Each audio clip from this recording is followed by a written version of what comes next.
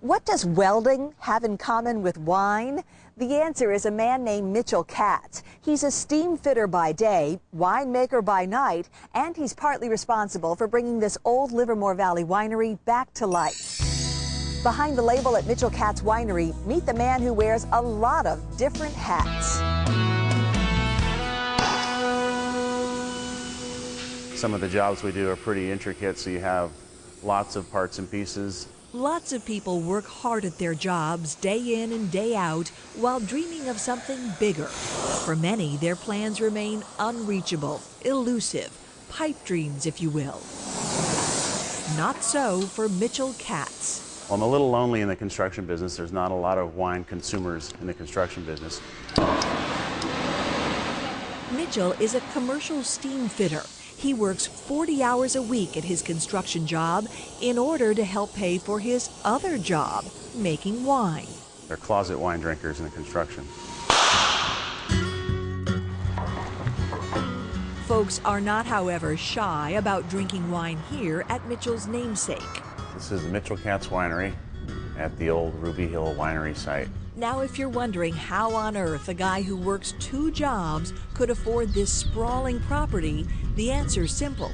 He couldn't. I didn't have the capital to get in this. I had to take on a partner or some type of investors, or had to do something to help me get into it.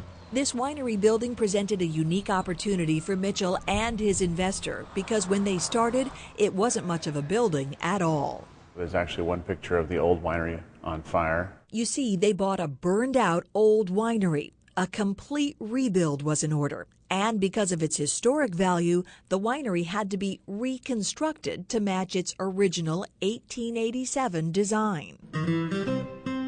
These doors from the winery were built from old redwood tanks. What better project for a construction worker turned vintner than, well, rebuilding an old winery? The inside of the barrel would be this part that was all nicked up, because they probably went inside the tanks to try and disturb the wood a little bit to arouse some more wood flavors.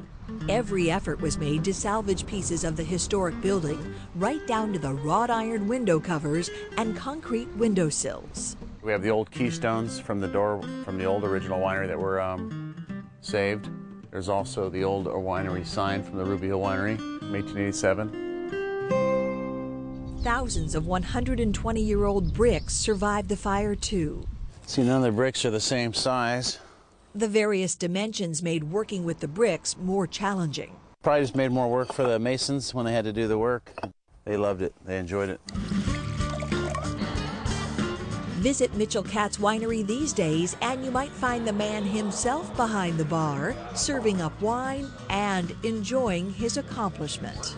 It was fun to watch the grand opening because I think a lot of people were just as happy for me as I was. Kind of the underdog got his chance. Just goes to show, never give up on a dream. It was a challenge, to say the least.